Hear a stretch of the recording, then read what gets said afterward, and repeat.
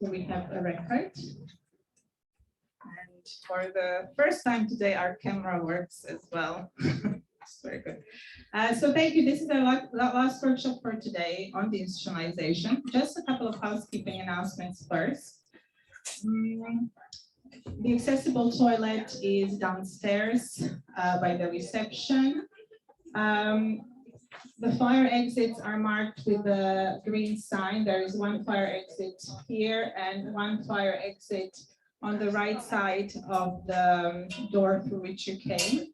In case of a fire alarm, please follow these signs, but so far so good today.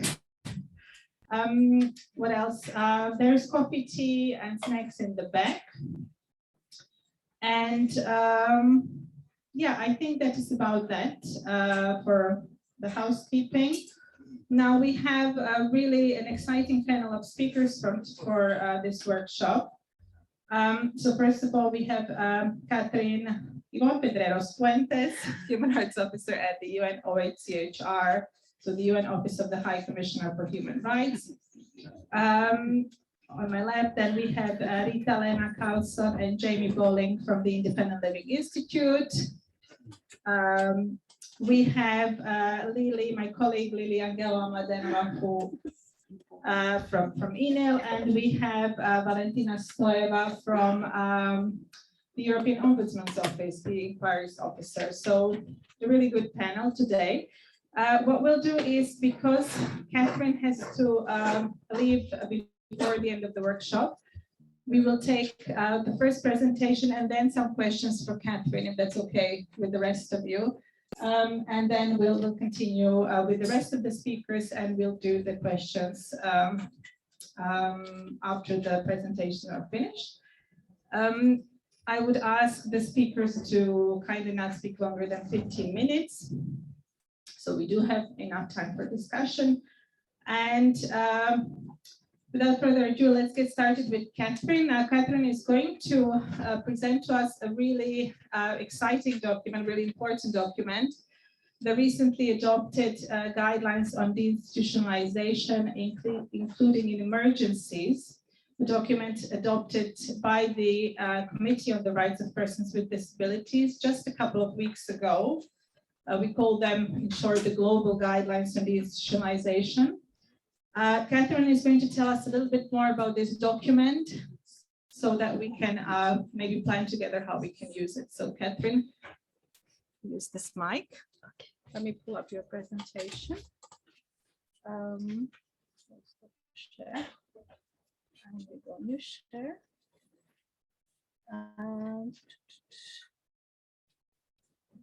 See, just a second. Just a second. Is it here? Sorry, just find it.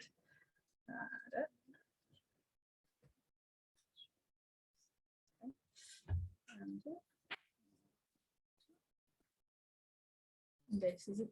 Catherine, do you want to move your own slides? In which case you could sit here. Do you want to move your own slides, or you want me to move your slides? I can. You can. So sit here. Okay. Sorry, I cannot move it because it's plugged in. No, Be careful with the wires. I want to see something here. So okay, then tell me. Yeah.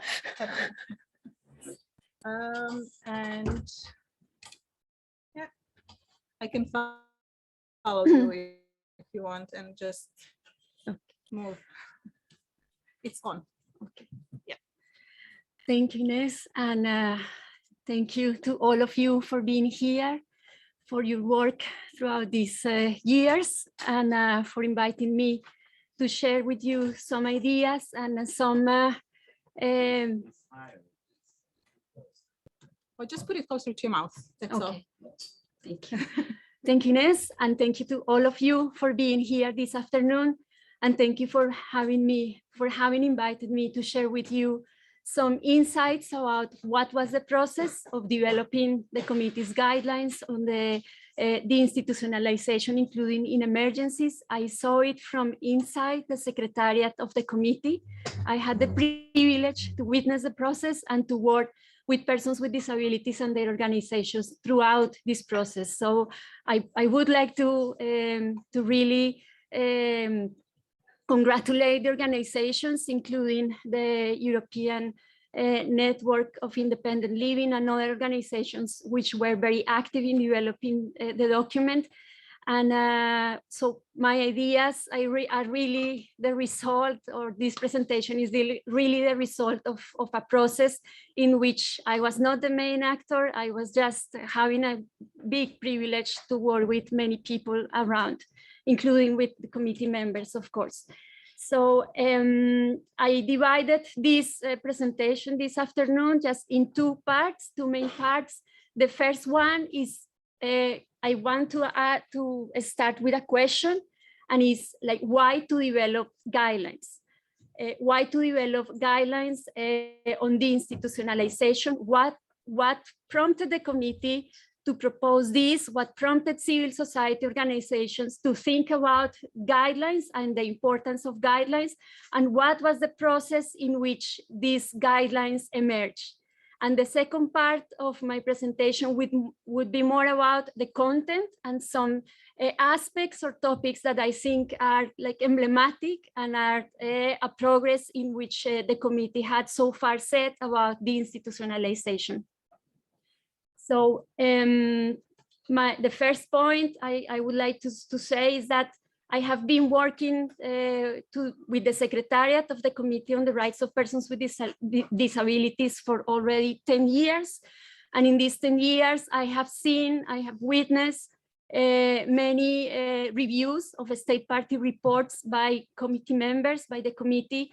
Also, I had the opportunity to follow other processes such as inquiry procedures, communications, and the development of general comment. And I would say the best two types of work that I did in the past was really to join and to support the committee on its inquiry procedure, and to work with the committee, or to support the committee in developing general comment number 5 on Article 19, and the general comment number 7 on involvement of persons with disabilities through the organizations in the work of the committee and in all aspects concerning them.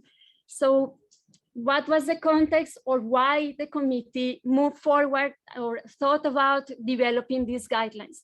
First, why, if we already had Article 19 of the CRPD, but why? One of the reasons is the finding on the inquiry procedures. The two inquiry procedures, the first one in 2015 on the United Kingdom and Great Britain, and the second one with respect to the State Party of Hungary. Both inquiries address the issue of Article 19, the rights under Article 19, and how the state parties were systematically or gravely violating the rights of persons with disabilities under Article 19.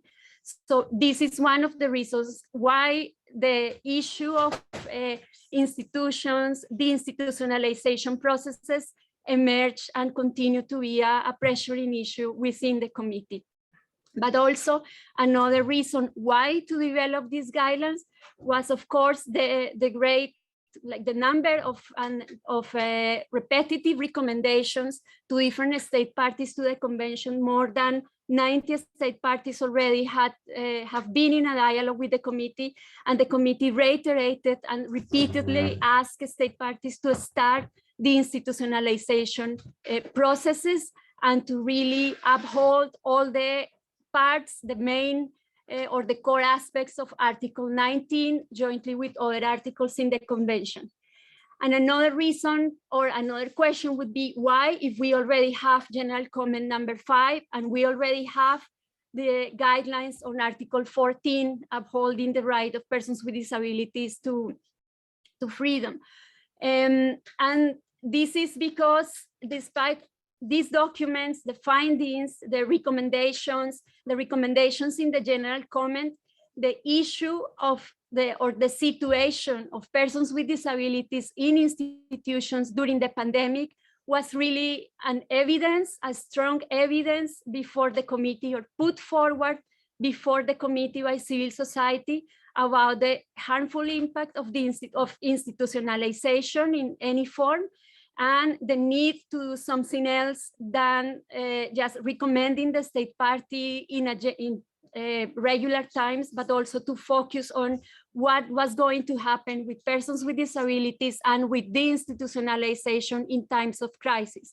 So I wanted in the first slide to put forward this, like why, despite all these documents and this background, but what was key and what I consider was the first point or the first step in this path of developing the institutionalization guidelines was really the survey and the monitoring process that several organizations of persons with disabilities and other civil society organizations started during the pandemic under the umbrella of the monitoring the situation of persons with disabilities in the pandemic, and all the testimonies that were read, that were understood, analyzed, and then published or released by these umbrella organizations.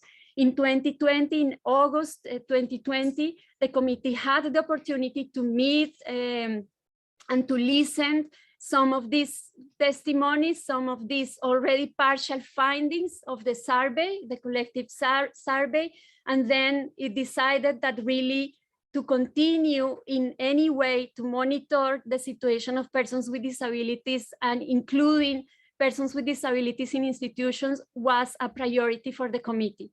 If you remind, the many human rights mechanisms had to stop having or holding in-person conferences.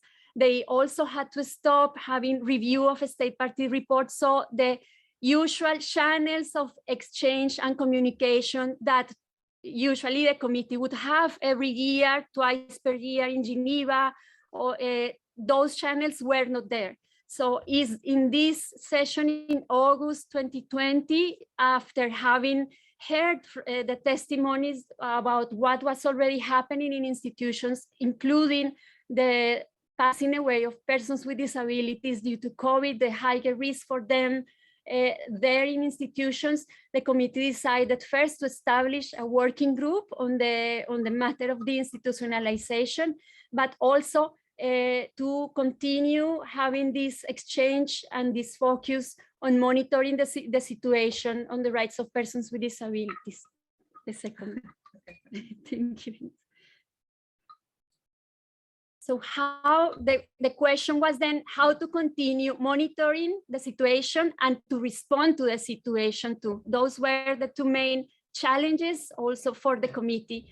And the committee's approach was to monitor, to continue monitoring the situation during the pandemic crisis, to continue requesting information, writing information, but also to work within the scope of its mandate to interpret the convention. So the mandate to interpret the convention is basically through thematic general comments, such as the general comment number 5 on the right to live independently and be included in the community. So under this, again, or against this framework, the committee starts working or emphasizing more on one aspect of independent living, which is, of course, the institutionalization.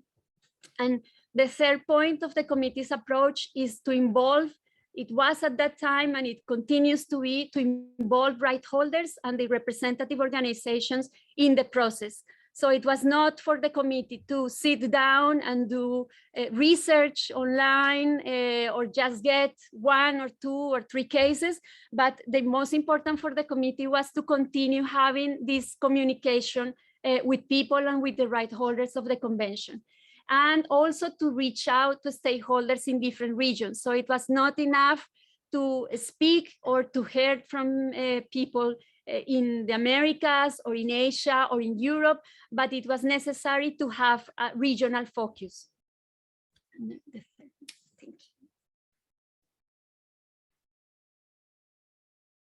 So here, this is really maybe I would say the core aspect of that first point of my presentation, which is the process, or what was the process about.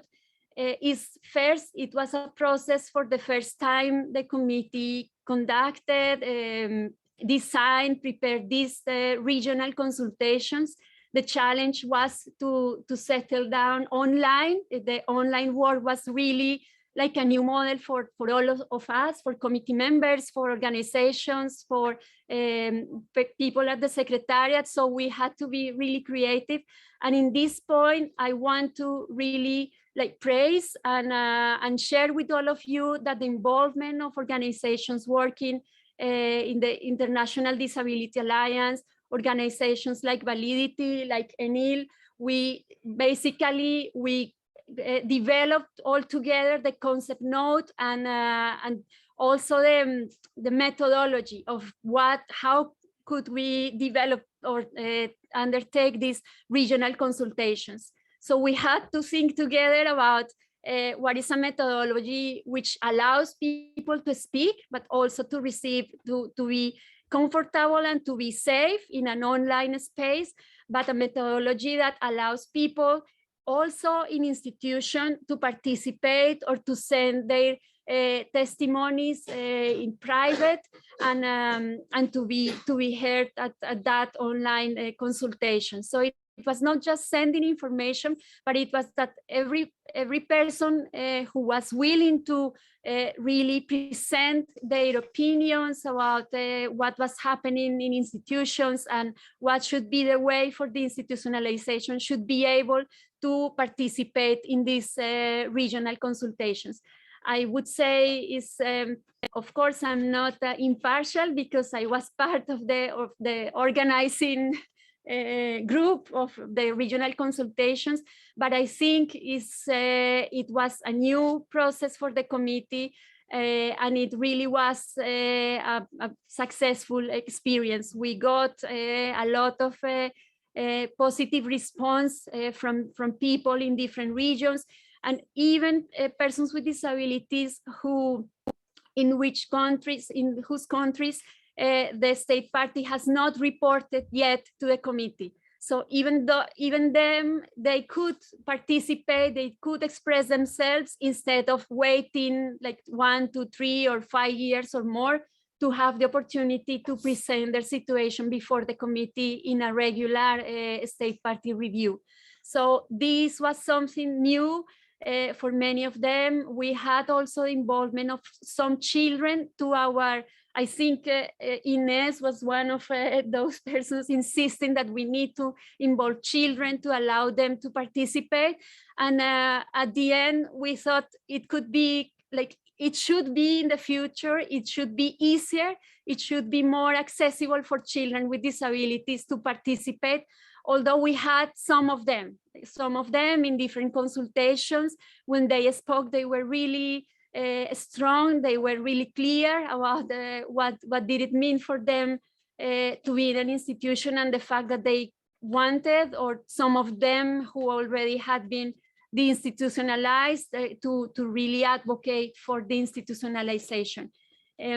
But we try to manage the diversity of people, of actors who could participate in the process. And to my opinion, I think the committee succeeded in that effort. Also, committee members from different regions had the opportunity to speak to people in the regions, like to really be closer than it is possible to be in Geneva when a state party is under review. And well, the first result, the first document that was available after the 7 regional consultations was a document called like the outline of the guidelines on the institutionalization. And again, that outline was built up. It was not the result of one person just drafting it, or a consultant drafting it, or a person from the Secretariat or a committee member. It was really the result of putting together all the conclusions, all the information that the committee got in these 7 regional consultations, and to make a list of all those topics that were important and relevant for persons with disabilities per region. And then to put all just one structure And that was accepted for the committee, the plenary of the committee, and was published last year in September, the session that took place in August, September in 2021. And then the challenge again was how to move forward and to allow that persons with disabilities, that organizations, but also that the state parties to the convention or national human rights institutions, that other mechanisms, other organizations, bodies were able to comment and to provide their views about that outline and those topics. Because in the first part, I should have said this before, in the first part and in the consultations, government and state parties were not invited. The invitees really and the participants in the consultation were persons with disabilities and their organizations. So here is, I would say, this is the first part. And for me, the 3 key points of this process, like 1.5 year process, was maybe I would highlight three words. Is first of all, cooperation between the committee as plenary, persons with disabilities, their organizations, and the support from the secretariat. But at the beginning, it was just what we should do. It was just a preliminary approach about this is happening and the committee needs to do something about the situation of persons with disabilities in institutions.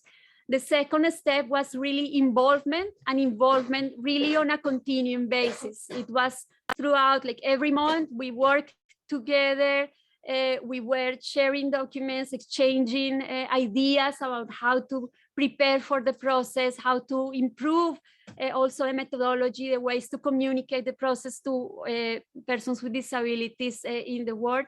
And then the third step and the third word that I would like to highlight is really co-production. This is not a word that came from me, it came from one of our colleagues here, from Stephen Allen. He was speaking, we need to move to co-production. We don't want just to, that the committee takes our information and then give us back something, but we want to be involved throughout all the stages. So that continued to be a challenge, and I think my time is over. So the second part is about relevant topics. Of course, you have the written guidelines now, the product that the committee adopted, but I would say maybe there are 3 or 4 topics that I would like to bring, and is that first, there is a recognition of, again, the harmful impacts of institutionalization. The committee even said there is institutionalization is a life-threatening condition for persons with disabilities, and it reiterated that it's a form of discrimination and deprivation of liberty. And also the second point is that the committee in these guidelines make a clear call to abolish institutionalization in any form. And this is a strong word, it's not just to end or to discontinue, it's really to abolish, because as all of us here, I think in this, or maybe the majority of us, we have learned since the beginning that the convention, the CRPD, really is about change. The convention is about the change in perspective, the change in the way the governments and states relate to and recognize persons with disabilities and interact with them. Is really a shift in many of the concepts that we had in the past with respect to persons with disabilities and disability. And the committee, I think following this big change, the committee says is necessary to abolish any form of institutionalization. And this is achieved because many other organizations, including United Nations organizations, do not consider that it is necessary to abolish institutionalization. Some people still think that it is possible to keep one part of institutions or some forms of institutions or some sizes of institutions or under any other name of institution. But the committee is really clear in trying to define those concepts.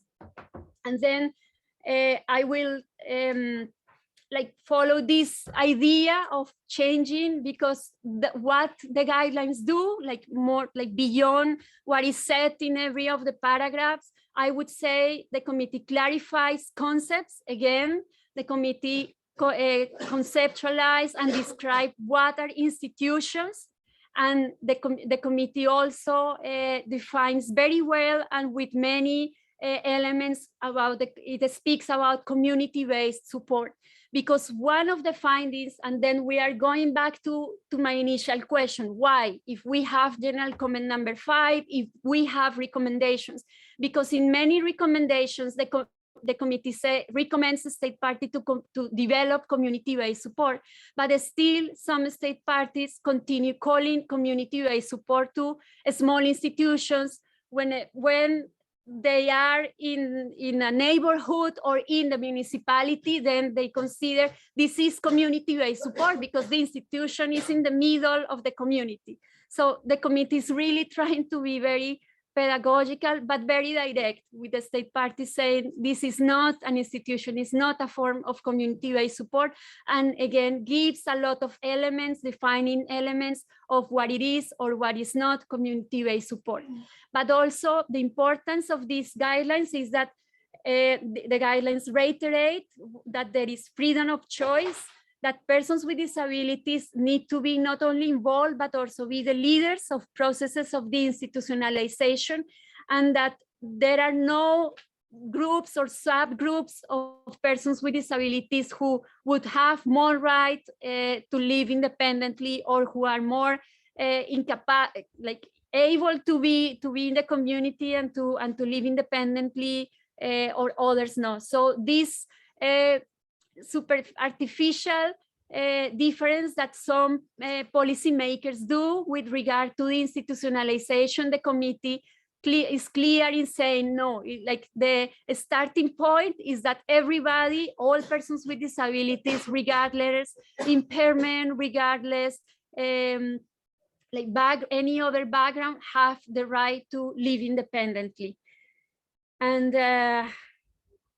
in 2 minutes, and only to summarize, because all the content is on the guidelines, I think one important aspect is the funding and the compensatory packages about funding after the institutionalization, recognizing again the right to housing, and that any congregated housing or communal housing is incompatible with the convention.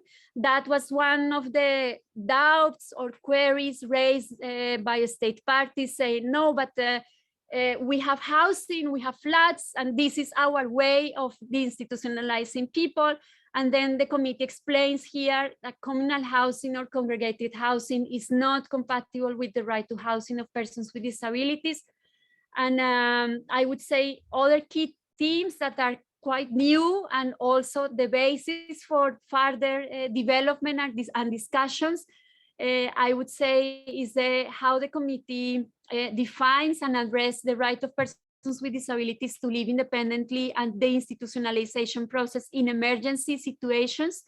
The fact that persons with disabilities have the right to remedies, to obtain reparations, and to be redressed. So acknowledging that institutionalization is a violation of human rights, but also the need to preparing and enabling legal and policy frameworks for deinstitutionalization. So the committee basically says it's not an excuse to say until we change the legislation about deprivation of legal capacity on the basis of impairment, then we cannot do institutionalization. Precisely the call of the committee, and this is based on all the regional consultations, people were saying we need to really accelerate this legal reform and policy framework to enable correct and compatible the institutionalization process, which is compatible with the convention. And maybe the last point that I would like to make, but it's not, it should be the first one, is that preparing persons with disabilities to leave an institution. If persons with disabilities are going to lead and are going to be involved in any process, in any deinstitutionalization process, they need to be also prepared to leave an institution. And thank you, Ines, thank you to you. Thank you very much, Catherine, for this comprehensive presentation, and especially for explaining to everyone how the guidelines actually came about the process. ENIL was very happy to, and is still happy to be part of the Global Coalition on Deinstitutionalization, which came together after, as a follow-up to the COVID-19 Disability Rights Monitor, and as part of which we supported the committee, and will also continue with dissemination on the guidelines. So I would now invite you to ask any questions while we still have Catherine here. And also feel free to suggest what you would like us to do in terms of dissemination, what you would find helpful, whether it's translating the guidelines, or what sort of, events, or I don't know, actions we should be organizing to make sure government service providers, but also disabled people, understand these guidelines. So Florian is going to help me with the mic. So I don't know, do we have a question? And you do have to hold this mic quite close to your mouth, by the way. Any questions? Don't be shy. Okay, we can take a couple and then. My name is Łukasz from Poland. I really appreciate the work of the committee, both as ENIL's work, but I'm afraid that, let's imagine, for example, the average inhabitant of an institution, for example, in Poland, I have a feeling that there is a problem that he or she didn't even heard about the guidelines. So what should we do in practice to involve those people? Because everything is fine, but I'm afraid that as far as we go into practice, many people will say that you have brilliant ideas, brilliant thoughts, but because of lack of the money, it's impossible to do. Thank you.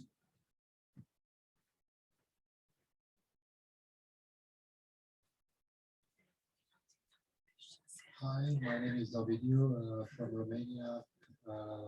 I'm the managing director for the Puentes association, which is a advocacy association for autistic people, by autistic people.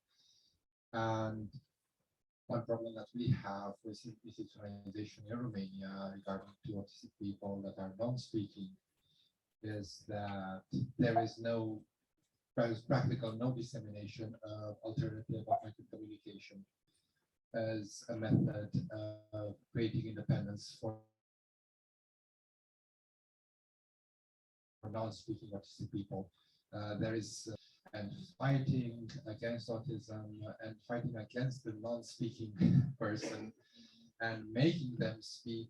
And if an AAC as a method by most people as giving up on the fight against autism, and any kind of accommodation, any kind of implementation of augmented communication and using tablets or cell phones or text-to-speech is seen again as giving up. And a lot of conversion therapies are used to hammer in speech until that person can barely speak 2 or 3 words and is completely unaware of their own needs. And then it's, okay, we need to institutionalize this person because, well, they are like 18 They cannot speak, they cannot do anything for themselves. So now we need to institutionalize them because, well, they are dependent on us as parents and they cannot do anything for themselves. And it's a chicken and the egg kind of thing that is happening, at least in Romania. And how the question is creating this cadre for it is how are there any plans of using in disseminating the information of a decentralized level in the United Nations, or putting it in any guidelines that is imperative for autistic development, especially for non-speaking for people, considering that so much research has gone into it, and all the research is saying that yes, it's useful compared to any other alternative. Thank you. Should we take one more or two more? Or you happy to take two more, Catherine? Yes. Yeah. As long as you're writing. Yes. Hi, hello. This is Julia from Turkey, Turkey Down Syndrome Association. I wonder if you said that you know that institutions and also sheltered workshops are not compatible with CRPD. But as I know, if I'm right, as I know, there is nothing in the UN CRPD says that the sheltered workshops are forbidden. It says about inclusive education, inclusive work environments, but it doesn't say anything about sheltered workshops, as I know. And so it's very difficult for us to convince our government or people that the sheltered workshops or institutions are against UNCRPD, because there's nothing in it saying, yeah, it is all wrong, as I know. What do you think about this? Why they don't put these things in the UNCRPD? We take one more and then we let Catherine answer the questions. There was Florian, you see the George?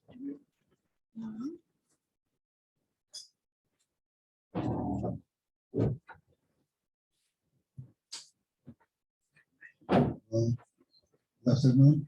Well, I'm Jorge from the Independent Living Center for Portugal, and I appreciate a lot what was said about the new document and the guidelines. But our problem, and I think it's the problem of all of us, it's the way to put in practice what is written in all those documents.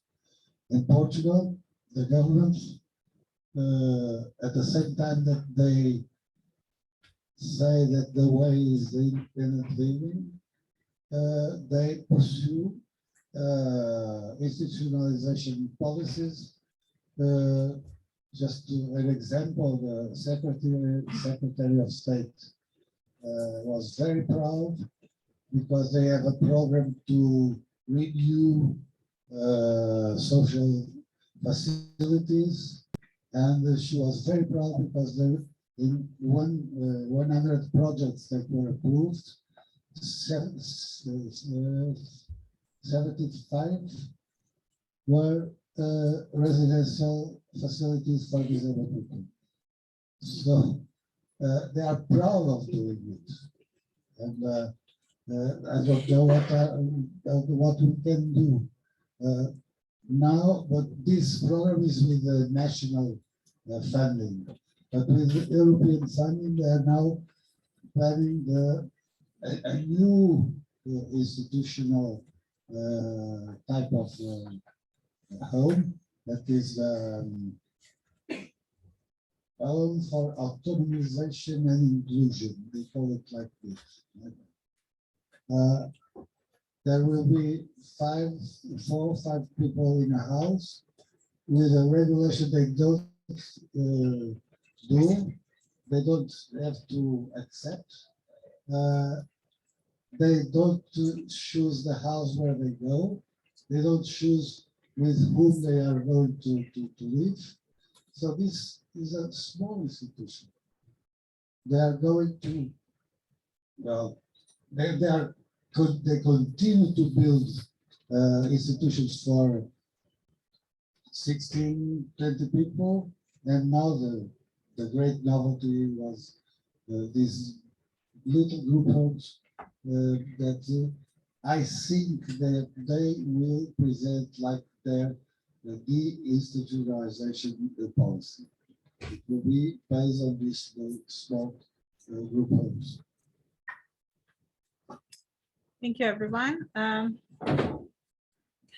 Just give the answer, please.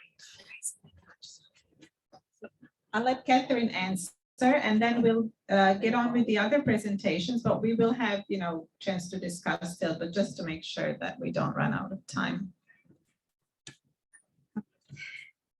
Thank you, Ines, and thank you for your questions and really your interest. It would be really better to continue just the discussion, not only during this workshop and the next minutes, but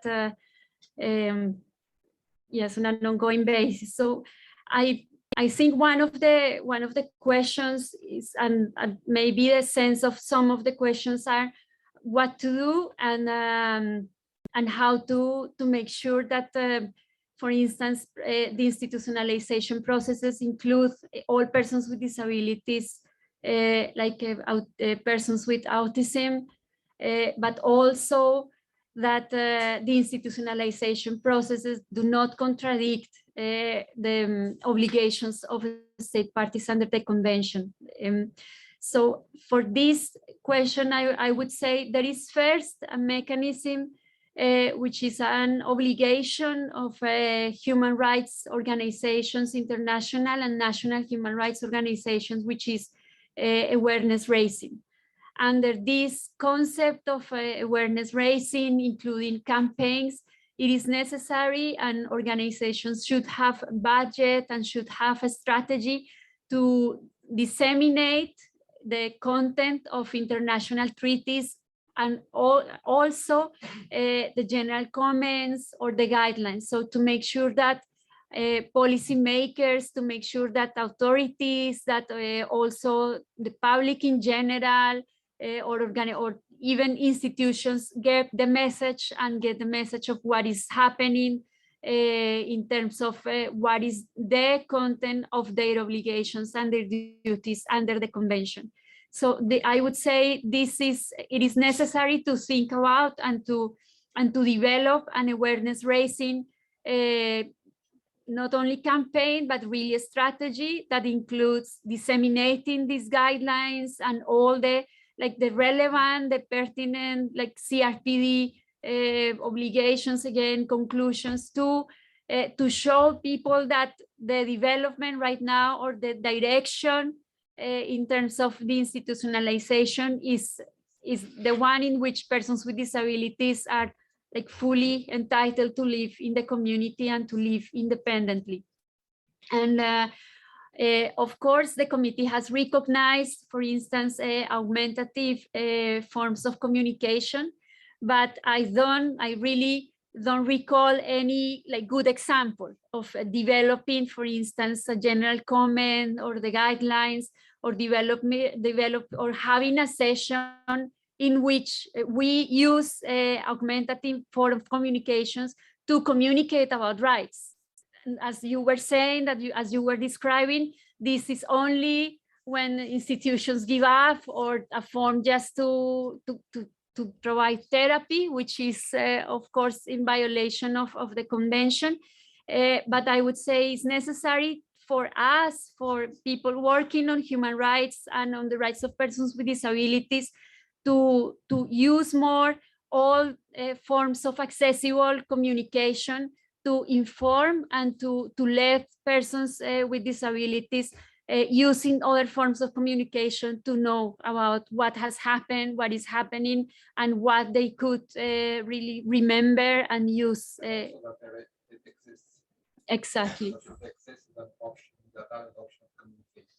Yes. Because it's not written anywhere that it's a valid form of communication for a certain part of the population. Yes, But it's the population, the first way to implement, not the second, not the third, it's the first. yes, yes. I think it's maybe the committee has spoken and has developed the general comment on accessibility, but maybe it's time for all of us to really see how we could promote that more resources, more research is invested in developing accessibility in communications for communicating about rights and for facilitating that people with disabilities participate in this advocacy strategies and work. Also, one question was about like what to do, for instance, in the case of shelter workshops. So the good news is that the Article 27 of the Convention really promotes the right to work in the open labor market.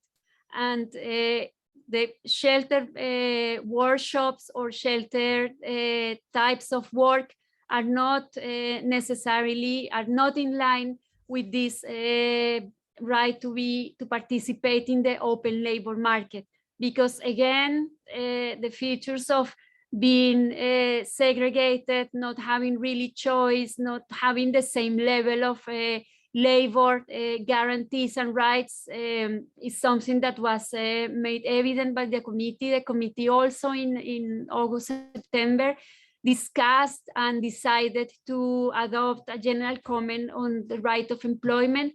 And it is really well defined what is a shelter workshop and why it is discriminatory and why it's in contradiction or why it's not adhering or not compatible with the convention. So it is possible. I had the opportunity to follow the dialogue concerning the state party or the state party report of Turkey some years ago. And one of the priority recommendations of the committee was precisely about Article 27. So there are organizations, there is a United Nations like country team or different United Nations organizations in Turkey, and it would be important to have a dialogue with them to see how they can promote these recommendations of the committee.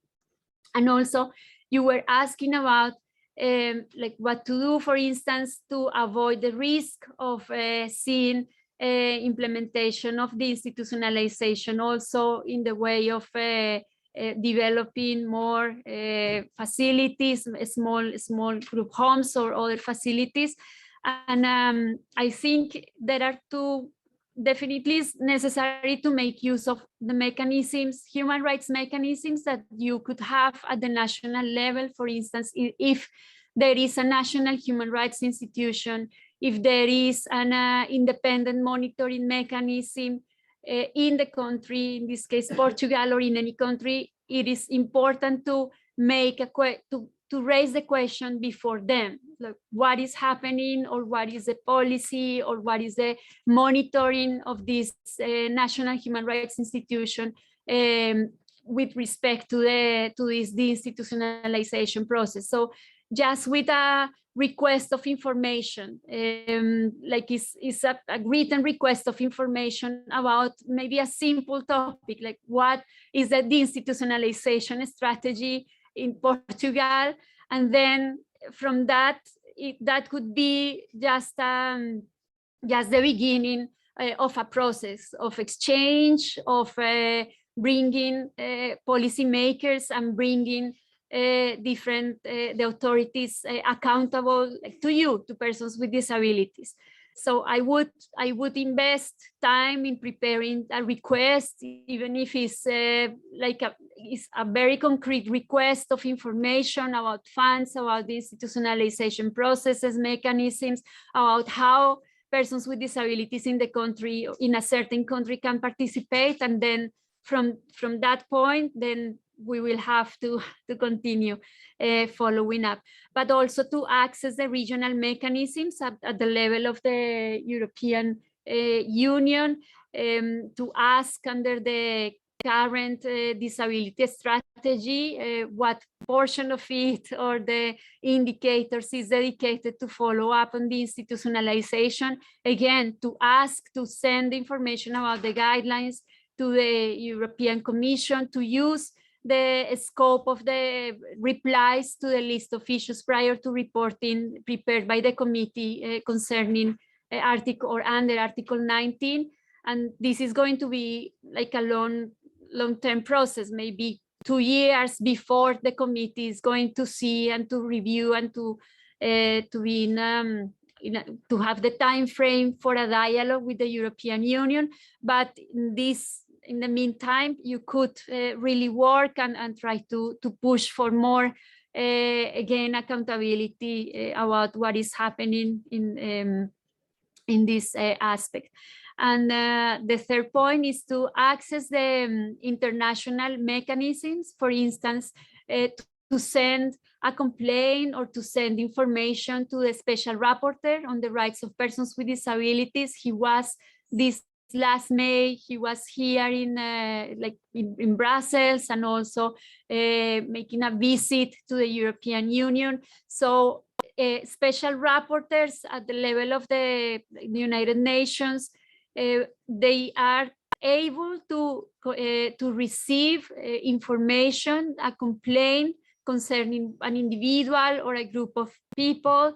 And if you bring forward a specific case, the special rapporteur should be able to answer and should be able to ask the state party for information about that specific case.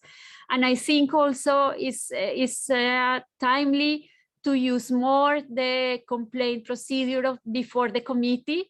The committee usually, of course, is only in its first years of work, is the first not even 15 years or 16 years of its work is functioning.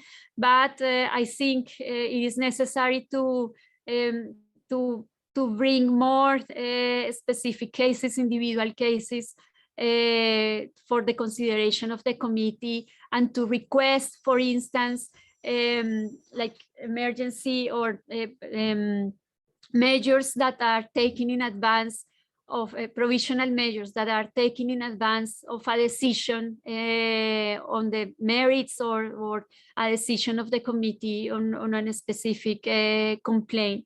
So I think those are mechanisms which are available, and of course to really try to involve as much as possible, to inform, to communicate with persons with disabilities who are in institutions, so they are aware about the rights, about the fact that there are some advances, but that they also need to be ready when the time comes for them for being involved in a deinstitutionalization process. So any peer work, peer-to-peer work that you can do now, even if there is no deinstitutionalization process, but if in your work with persons with disabilities in institutions, you start speaking about the guidelines, about what are their opinions, what I think this is a way to start a process. And I will stop here. Sorry. Thank you very much, Catherine, for all the ideas. I have seen the faces of some of you like, yeah, done that, didn't work, done that, didn't work. But thanks so much, Catherine. Yes, so we continue with our workshop, but I really now want to hear from Ritta-Leena Karlsson and Jamie Bolling, who are going to be talking about the research they did on the process of deinstitutionalization in Sweden. Of course, Sweden, we always think, is great, and Sweden is often mentioned as the country that closed down all institutions, where nobody lives in an institution anymore. So it'd be really interesting to hear if that's the case and how things are going. I'll share your presentation. Do one of you want, who's going first, Jamie or Ritta-Leena? Jamie. Jamie, so you tell me for the slides, yeah, to move them? Yeah, I'll put it up. You can start, I'll put it up. Okay, good afternoon, everybody. It's good to see old faces and new faces. Those who don't know me, I'm Jamie Bolling from the Living Institute. And another project that we did was to write a short report on the institutionalization process in Sweden. It's in English as of Friday, and the link in English will come, but it's not in the presentation because it's very long. But she has the Jamie, don't move it around so much. Sorry, okay. It's good. Try. But this was the closure of the large institutions. We actually did make smaller institutions, close the large institutions, with limiting it to 6 persons. But this was back in 2000, so it was fairly early in the whole process, but there's still things that Sweden has to do. But I also want to let Ritta-Leena say who she is. Yeah, my name is Ritta-Leena Karlsson, and I have been working in disability area in city of Stockholm, first on 80s and 90s, working with closing institutions and saying welcome for people to city of Stockholm. And then after that, I have been in disability ombudsman in City Hall in Stockholm during 16 years and following what's happening in those small group homes after institutions became closed. That's my history. Don't change the slide. And that's also a good practice, having a disability ombudsman of your city. I don't know if there are other ones out there. It would be interesting to know, maybe also a study. But I know Stockholm had that for quite a long time, and it was a good mechanism for us to contact them when things aren't going right in Stockholm. But now to this slide, which you're looking at, the Independent Living Institute. Here's a picture of all of myself and having a study visit. Right now, I've forgotten which country it is, sorry. But I thought it was more important than setting up a bunch of words, and I'll tell you anyway. So what is the Independent Living? As I said, early institute. It was founded by Otto Fratzke in '93. It's a foundation. It drives projects to promote independent living. So we call it a policy development center located in Stockholm, promoting independent living, self-determination, self-respect, and dignity through consumer-driven policies. And all what we do is based on the CRPD. And now we have this project. So, Ritta-Leena, next slide. Yes, shortly what we are going to talk about shortly, because this one is a lot of things to talk about, so it should take 1 week. So now we are going shortly tell about institutional era in Sweden, short background, then about those important political decisions we needed to be able to close big institutions. And implementation, how did that happen? And then we are also talking about current situation, because we have challenges of today. We have shortcomings, so you shouldn't go home and say that Sweden is heaven on the world. Yes, I will go on. Next slide. Next slide.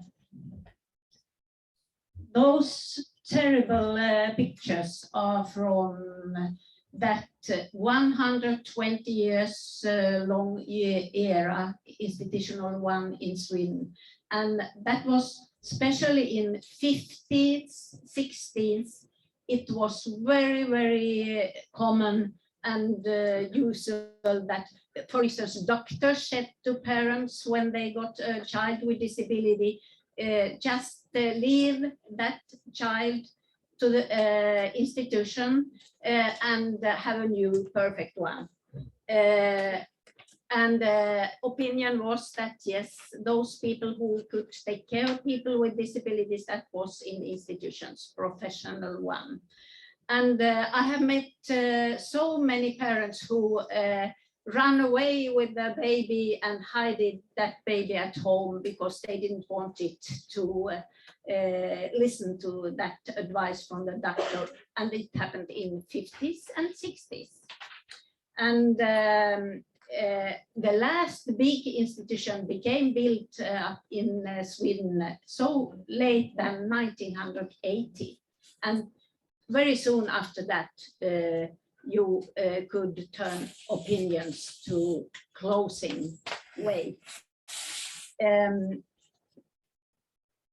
We have this picture too. Yes. And people with disabilities, it was children, young people and adults with cognitive impairments. It was people with visual or and hearing impairments, mobility impairments, and psychiatric mental illness. That was mostly people who were living in institutions. And very, very big part of that was people with cognitive impairments, with intellectual disabilities. And I don't talk about figures, so many that year and so many this year. I think you can imagine how it has looked like. Jamie, I think it's your turn about reasons to change. Yes, thank you. Reasons to change. There were reports being written by the government. There was how do you say, a study taking place on looking at what was the situation, you say, the people in Sweden.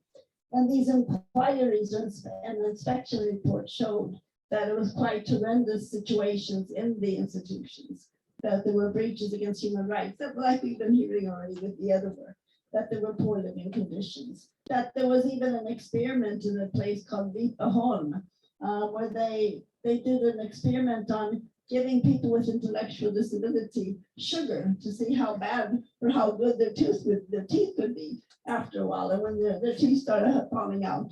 And these without brushing teeth.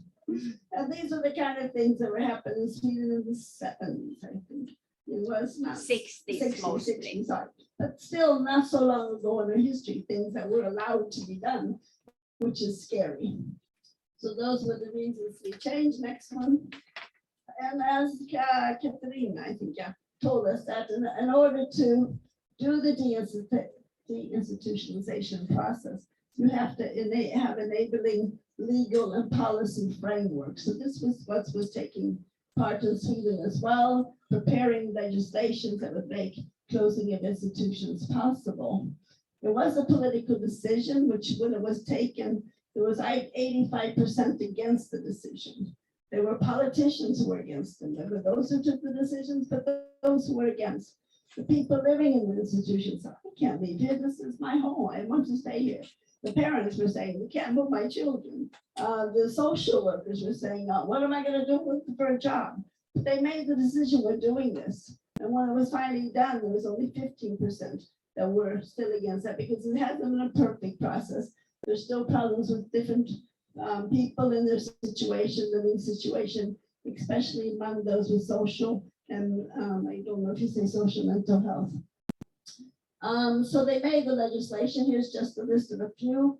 The main one was the Act concerning support and service for persons with certain functional impairments, the LSS legislation, which was adopted in 93, but came into effect in 94. And that was the first legislation, I think, maybe in the world, making personal assistance a civil right, that you had the right to personal assistance if you had a certain eligibility. It doesn't concern everybody. And we don't have time to go into that legislation. It takes an hour as well. But you needed these legislations in order to guarantee support so people could leave the institutions. And for there we go to next slide, and Ritta-Leena. Some words more about legislation, that those early legislation in 60s and also 80s, they only pronounced and wrote down direction. We should start closing institutions, and we must start, but that was not enough, because it happened almost nothing when you were so soft in your pronouncing what should be done. That's why 1997 you had on place on forcing law. It was 1997. Act of closing special hospitals and care homes, and that legislation decided that you must close all big institutions. They shouldn't be left. 1st January 2000 they should be gone. And in that time you had still 8,000 people living in institutions, 80 children and 80 places, homes for children, and 130 for adults. And that's one of those most important things that something really happened. It was to force in legislation, those places must be closed. And that job, you made that in cooperation with a regional and municipal organization. Municipalities were forced to welcome people from institutions to their small group homes. And that was also important part, that those group homes that should be built after closing big institutions, they were not allowed to be bigger than 6 people in one unit. And everyone should have own apartment with kitchen and bathroom, so they could really feel that that's my home. But of course, in those places, it's still today, they have common stuff for all those 6 people who are living there. They don't have a right to personal assistance in group homes. And in planning process, you were forced to make a plan with each person from which place this person is moving to, which place she is moving to. And all those plans should be sent to national authority for inspection. So no one should be forgotten in that process. And when you were talking about people with autism, for instance, it's interesting that many people with challenged behavior and big difficulties, they became moved out from institutions last. And my experience from that job was that they should be moved first, because they had really, really big changes in their lives. You could see that immediately when you have moved a person in that situation from big institutions with white rocks running around, they didn't know who was who, and they moved to small places and they could recognize stuff, and stuff could learn and know your behavior and communication. So those who have biggest problems, they should be moved first. That's my opinion. When I was listening about guidelines, I think that involvement of people living in institutions, for 20 years ago, this happened, there were not so much involved in this process. Many of the people I met, people who had been in institutions 80 years, and they had never seen anything else. And I have some stories in this report. That's a cliffhanger. What I met when they moved from institutions to their own home, first time in their lives. And municipalities, as I said, were forced to build up and organize support in those small group living units. And still today, it's monitoring by Swedish National Health and Welfare Board, and also Health Social Care Inspectorate, who is monitoring how municipalities are working with this. And today, that's a bit pity I can feel that so many from institutions and so many, especially with intellectual disabilities, are still moving to small group homes and not so much to their own flats in society. And that's also because we have a personal assistance legislation that doesn't give personal assistance to people with intellectual disabilities without movement disabilities too. So they have to have several disabilities to have right to personal assistance. It's not enough to have intellectual disability. And that means that the parents and so on, they are looking for small group homes. And it's still more and more people with intellectual disabilities who are who want to move to those small group homes instead. And parents and families certainly scared because she doesn't have right to personal assistance. It's dangerous to be alone in their own flats. So it could be better in those small institutions, as we say today in independent living. And people with mobility impairments, they are today living in ordinary apartments. I don't know any group living for people with mobility impairments. It's their support is personal assistance or home care services at home. And now it's your turn. So, one of the last slides here, recommendations for the future. Politicians, they come and go. We know that. It was only 22 years ago that these large institutions were closed, the 1st of January 2000. And already you're hearing the newer politicians saying, oh, but it would be cheaper if we put everybody back in put people in the institutions. And this is what's scary. And this is what we need to be aware of, because otherwise, I mean, we are going backwards. We know of cases where parents aren't getting personal assistance for their children, so they're choosing to put them into the smaller group homes of six, where they should be in. I always said we only have foster care, but that's not true. So it's a new idea to try to save money. They don't know their history. So the first one we say, you need not to forget this dark history. You need to know your history. You need to be aware of what's going on. To spread knowledge of the UN Convention, ensure access to necessary support services. And we have cuts in Sweden today. I have two horrible stories I can tell, but I don't think I'll do that. I'm sure I could do it right now. But where people's lives are in danger when they take away the personal assistance. And that's what's happening. Providing support to families with disabled children and youth, putting them first.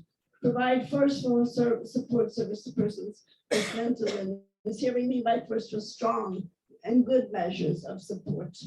Combat institution-like habits and current support services, because as you say, if you haven't chosen who you want to live with, you don't choose what time you get up in the morning, you don't choose what your breakfast are. It's an institution, even if there are only 6 people living there.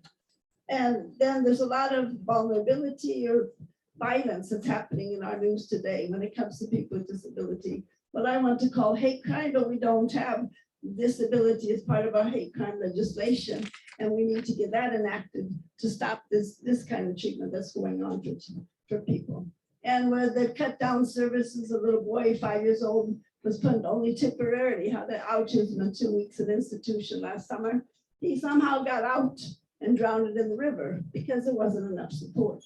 So, I mean, we really have a lot to be doing in Sweden as well. And with that, we say, thank you. No, we have, yeah, this one there, the link, but I didn't get the link in, sorry. And then we have, and but I was wondering, when she talked, Katarina, she talked about what we can do. We are planning a disability rights defender network meeting on the 3rd of November. It's for the people in the north, if you're here and hear this. And where we're going to look about how can we as a region up in the north implement these new guidelines. And it could be something we can do in the different regions. Can I say one? Who belongs to the north? Scandinavian countries, Iceland, and the Baltic countries. Everybody wants to belong.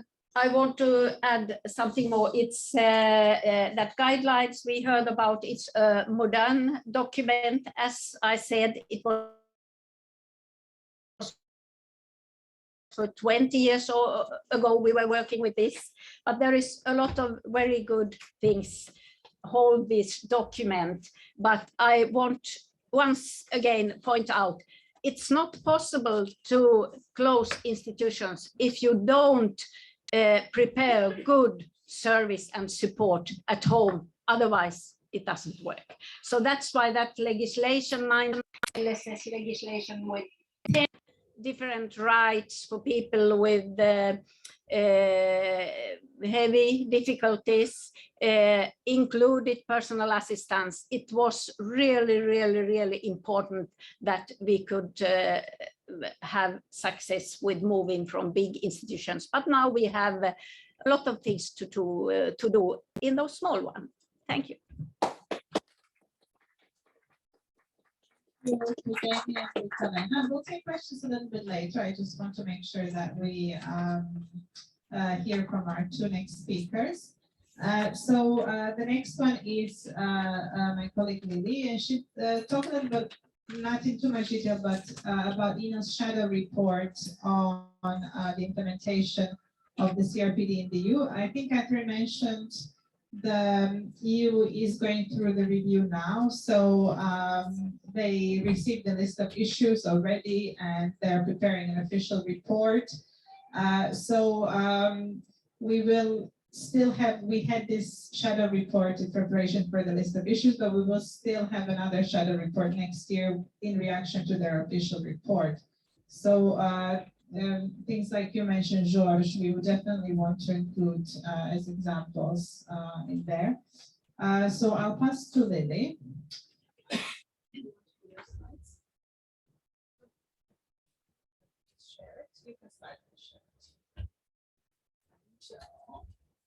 Okay, so as you know, state parties to the convention are required to submit reports about the implementation of the convention in the relevant country, and the CRPD committee reviews these reports and issues, including observations with some key concerns and recommendations. The EU's first report on the convention was submitted 2014, and the Commission's concluding observation came out in 2015. Some of the concerns that the committee expressed then was that across the EU, persons with disabilities still live in institutions, and the European structural funds continue to be used for to be invested in institutions. The recommendations of the committee then was for the European Commission to adopt an approach to guide and foster deinstitutionalization, to strengthen the monitoring of the EU funds so that they are not used in institutions, and in case human rights violations are found to suspect or withdraw payment. So, yeah, so as Ines mentioned, this year it's the second review of the committee, and use this opportunity to submit a shadow report with our key concerns. The shadow report covers the period between 2015 and 2022. So we've reviewed some data and information about the situation in different European countries in this period. The focus on the report is on Article 19, but since the denial of the right to live independently has impact on other rights, such as the right to life, the right to freedom from torture, we have also covered some other rights. So the main concerns expressed by ENIL in this shadow report are 6. And as you will see, they repeat to a great extent the concerns expressed by the committee 7 years ago, which tells you about the progress. So first, investment, your funds continue to be invested in institutions. disabled people still lack access to support and services in the community, such as personal assistance, including inclusive education, employment. Many people continue to be deprived of legal capacity and access to justice. Disabled people are still discriminated against. There is a lack of meaningful consultation of disabled people in the development of new legislation and policies. And last but not least, the monitoring and complaint mechanism of European Union funds is not fit for purpose. So I will give you some examples of violations of disability rights discussed in our report with a focus on institutionalization. So with regard to Article 7, children with disabilities, in General Comment 5 of the CRPD committee, the committee says that group homes are especially dangerous for children for whom there is no substitute for the need to grow up with a family. However, disabled children continue to be placed in group homes instead of families. And the case of Bulgaria is notorious here, notorious for us, although it's still being given as the best example by European Union institution. Why is not a good example? Because with EU money, with millions, more than 100 million of EU money, hundreds of small group homes were built, and 70% of all disabled children who left large institutions were moved to this small group home.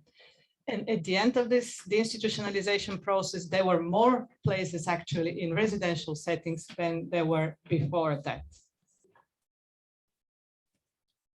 With regard to Article 10, right to life, the report finds that EU has failed to protect the right of disabled people in institutions. In the majority of countries, the number of disabled people during COVID, the number of deaths of disabled people in nursing home especially was disproportionate. You can see some figures. For example, in Netherlands, 51% of the total COVID deaths were in institutions, and in Spain, 68%. Situation of risk and humanitarian emergency. Again, we find that EU money continue to be invested in institutions that are inherently dangerous. For example, in Hungary, EU funds have been invested and been used to build institutions on floodplains, despite this being known to the authorities. Article 12, as you know, many disabled people who currently live in institutions are deprived of their legal capacity. The decision to live in institution is not made by them, it's made by their legal guardian, often against their will or not necessarily in their best interest. At the same time, because they are being deprived of legal capacity and then don't have direct access to justice, they can't easily leave the institution. So the deprivation of legal capacity both sustains institutionalization and prevents actually progress of the institutionalization. There are still countries where substitute decision-making is the only option. And in many other countries where alternatives exist, still substitute decision-making is a predominant option, such as Belgium, Netherlands, France, Hungary, just to mention a few examples. With regard to Article 14, it is also violated by the institutionalization because disabled people are often deprived of liberty and detained against their will in institutions, often in the interest of their own safety, as they say. So again, the violation of this right intensified during COVID-19, with people in institutions being locked, routinely locked in their homes. Again, you can see examples of some countries. It's of course not an exhaustive list, like Finland, Republic of Ireland, Spain, Italy. Freedom from torture. Again, disabled people there are many examples of torture in EU-funded institutions where people are physical restraints or chemical restraints are used, solitary confinement and cages. With regard to Article 19, one of the main concerns is that European funds continue to be used in large institutions. We're not talking about group homes, but also large institutions. And these are both special institutions for disabled people, but also nursing home, where millions of European Union funds are being invested in nursing homes, multi-million. EU funds support proliferation of group homes and other segregation setting. It was mentioned a few times that group homes turn out to be the preferred solution when the large institutions are being closed and people tend to be simply moved without sufficient efforts or adequate efforts being made to develop community services. So people are moved from large to small institutions, often as a temporary measure, which turns out to be quite permanent. And also there is a clusters of group home being built. Like, for example, there is this community hub being built in Malta, despite the criticism of the CRPD committee, which is supposed to consist of 4 blocks with semi-independent living residential units, a community building, restaurant and cafeteria, a retail outlet, offices, gym, and therapy pool. So this is supposed to be independent living, inclusion, etc. And another key concern is the limited availability of community support. It was said by Jamie and Rita in Sweden how the lack of adequate access to personal assistance is a reason for people to just choose institutionalization. At the same time, we have this example in Austria, where in one of the regions, 70% of disabled people live in residential settings. But despite this, the authorities didn't choose to use EU money to develop alternatives like personal assistance, but invested in more residential settings, more of the same. So a key factor for the continuing investment of human in institution is that EU guidance does not restrict investment in institutions, actually. So there is an opinion of European Commission Legal Services from 2018 that says that member states can choose to co-finance infrastructures and services concerning long-stay residential institutions with European Union funds. And the child guarantee that was adopted quite recently, just an year ago, still allows for placement of children in institutions, referring to the best interest of the child as a excuse. Another problem is also that European Union is failing to investigate and sanction violations of the convention. ENIL, with its members, submitted numerous complaints concerning human rights violations in institutions in countries like Austria, Bulgaria, Estonia, Hungary, Poland, Portugal, and Romania. And despite the strong legal basis provided by the ratification of the convention by both the member states and the EU, the Commission so far has not found a breach of the EU legislation. They refer to this legal services opinion that I quoted before. For example, this quote is from the Commission's response to a complaint submitted by ENIL, I think it was Estonia, related to Estonia and Romania, and the use of European Regional Development Funds for built institutions. So the Commission said, there is no general and absolute prohibition to support long-stay residential institutions. So we don't see any reason to stop funding. And often the investigation by the Commission is quite delayed and formal. With the same case, the Commission responded almost a year later, and their response was based only on review of documentary evidence provided by the managing authority. Yeah, no comment. And a summary at the end is what demands from the European Union to urgently stop investing in EU funds in institutions of any size and to support the development of community-based support services, to promote better access to personal assistance and other services in the community, to take actions to prevent discrimination in all areas, not only employment, because currently that there is only directive covering employment, discrimination in employment, to ensure that disabled people are not deprived of legal capacity, to strengthen the complaint mechanism and to meaningfully consult disabled people. We are glad that the CRPD committee, who has published already the list of issues to the European Commission, to the European Union, this is, they have asked the Commission, they have taken into account our recommendations, so they asked the Commission to provide information about the measures that they've taken to discontinue investment in institutions and to revise their legal opinion, etc. All these issues that ENIL is actually advocating and demanding. Thank you.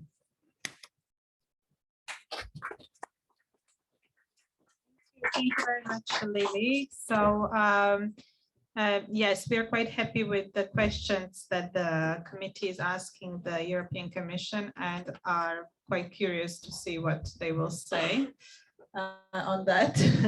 But now Lily outlined all of these problems, which I'm sure many of you have come across also in your work, in your countries, in your lives. Now we have a chance, we have here with us Valentina Stoeva from the European Ombudsman's Office. And I think it'll be interesting for everyone to hear. ENIL has made complaints to the European Ombudsman.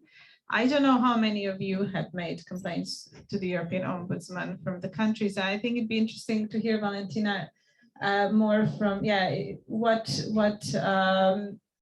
use organizations can make of the European Ombudsman, and especially in relation to deinstitutionalization. Maybe if you have some advice and also experience so far.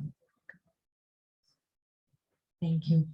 Hello, thank you for having us, for having invited us today. It's a pleasure to be here.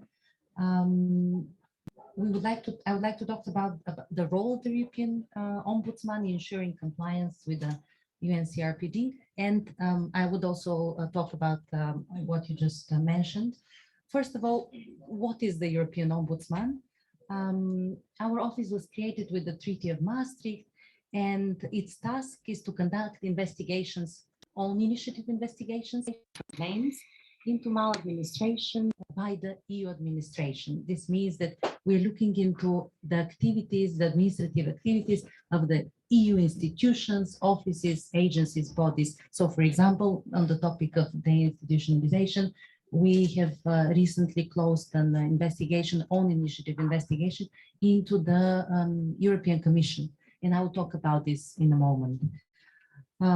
Turning to the European Ombudsman is a fundamental right. It's one of the rights enshrined in the Charter of Fundamental Rights of the EU, and it's a very tangible expression of European citizenship. So any EU citizen or person whose address is based in the EU or organization based in the EU has the right to turn with a complaint to us, and we will have an investigation into the matter. The EU's role in what concerns compliance with the UN CRPD also has to do with the fact that we form part of the independent monetary framework, because the EU itself is a party to the convention. There's a monitoring framework. This mirrors parallel to what is there available at the national level, monitoring frameworks at the national level vis-a-vis the member states, the parties to the convention, the EU itself being a member. We, together with the European Parliament, with the European Disabilities Fund and the EU Agency for Fundamental Rights, form these frameworks through our particular mandates and our particular responsibilities. We do look into how the EU is faring to promote, to protect, and to implement the standards of the convention. I would like to give an example of our latest own initiative investigation. related to the institutionalization. And then maybe a little bit to connect what we are doing at the European Ombudsman. And the European Ombudsman also is a party. We have this European network of ombudsmen. So we have regional, national ombudsman and the European Ombudsman coming together. And there, I think I could give some practical, just a clarification about filing complaints, who does what. But first I will turn to the, I think it's a good example of a recent own initiative, which the Ombudsman carried out. We closed it earlier in April. We have the full decision with annexes available on the website.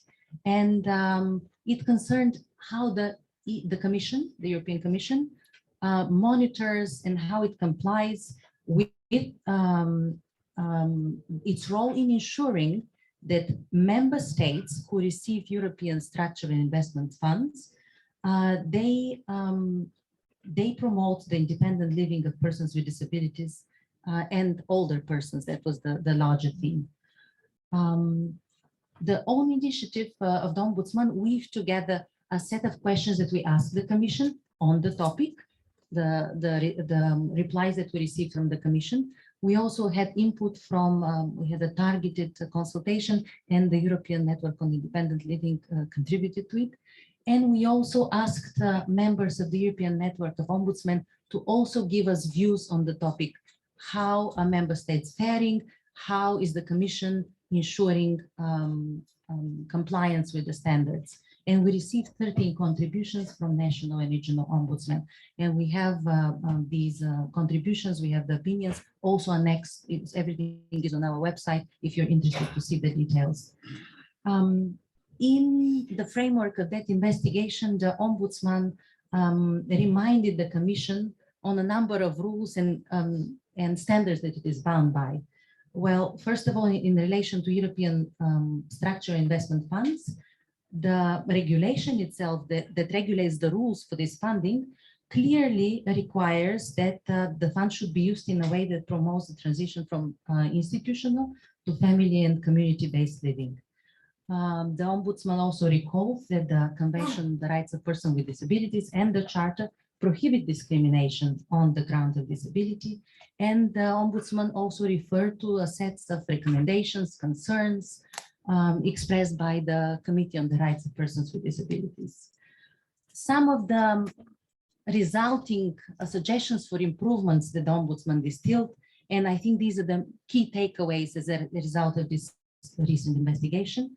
The Ombudsman said to the Commission that it should provide clearer guidance to its staff and also to member states on how rigorously to include, first of all, how the Commission staff, because the latest, it turned out that the latest guidance that staff members of the Commission themselves have when monitoring is from 2014, so it needs an update, and how they themselves could rigorously monitor the activities of member states when they use EU funds and whether they comply with Article 19 of the Convention. And then also the Commission itself should also issue clear guidance towards member states that they need to promote the institutionalization in the context when they use EU funds, the ESI funds in particular. Another important takeaway, another important suggestion for improvement to the Commission was that it should take steps to improve the monitoring. It should aim at a robust monitoring of what are the activities, how are these funds implemented in practice. For example, it should make it easier for organizations representing people with disabilities to participate in the monitoring committees that are required. The EU also took the view that progress made under national programs for funding can be assessed only if the Commission has in its hands meaningful and timely information on performance, and that it should take to a much larger extent also information coming from independent sources. And I think that makes the connection with what you just previously mentioned. It cannot be only the implementing body on the national level that provides the information, and that is the single source of information for the Commission to conclude whether that was compliant with the Convention. The EU, the European Ombudsman also urged the Commission to take a more proactive approach in the area of enforcement. The Ombudsman regretted that indeed until now no infringement proceedings have been launched, and this is a prerogative of the Commission. It has this tool in its toolbox, and it should use it while of course it has the discretion, but the Ombudsman urged the Commission to use it, particularly in situations that are well documented, that are clear concerns that European funded activities are at odds with the obligation to promote deinstitutionalization. And the Ombudsman also in its suggestions also extended all of these suggestions to the new funds available, namely the Recovery and Resilience Facility. There's this whole new line of funding that is being implemented, and that it also should be, the Commission should be vigilant that as to how these funds are spent, and that they're not in violation of the requirements of the Convention. The Ombudsman plans to continue to assess the topic in the future, to assess progress, what the Commission's response would be. And I think if I could connect also with some of the other presentations, we spoke about change, that the UN Convention is this signal for change, requirement for a change. And the European Ombudsman will also often say that there, on the part of the EU institutions, on the part of the Commission, there should be a change of culture into how they carry out their administrative activities, because of course the choice of the project that should be funded, etc., lies at the national level. But in terms of the responsibilities that the institutions themselves have, that the commissions themselves has, there's a need of a change of culture for a much more robust monitoring and enforcement. This is about this case, and at the end, in terms of filing complaints, so as this own initiative investigation shows, the role of the European Ombudsman, the mandate of the European Ombudsman is looking at the EU institutions themselves. So we do accept complaints that concern the EU Commission, bodies, agencies. And then in terms of what's happening at the member state level, our colleagues, which are regional and national ombudsmen, many national ombudsmen are also national human rights institutions. They are competent to receive complaints about the national administrations of the member states. So making this distinction, and we are together in the European Network of Ombudsmen, so we exchange information, we receive, we consult each other on matters where there's EU element and national element, in order to be able to provide the best reply to complainants. And I'll end that. Thank you. Thank you very much, Valentina. That was really informative, and I couldn't agree more with the recommendations of the European Ombudsman. So just to sum up, if you live in Austria. Oh my gosh. I'm sorry.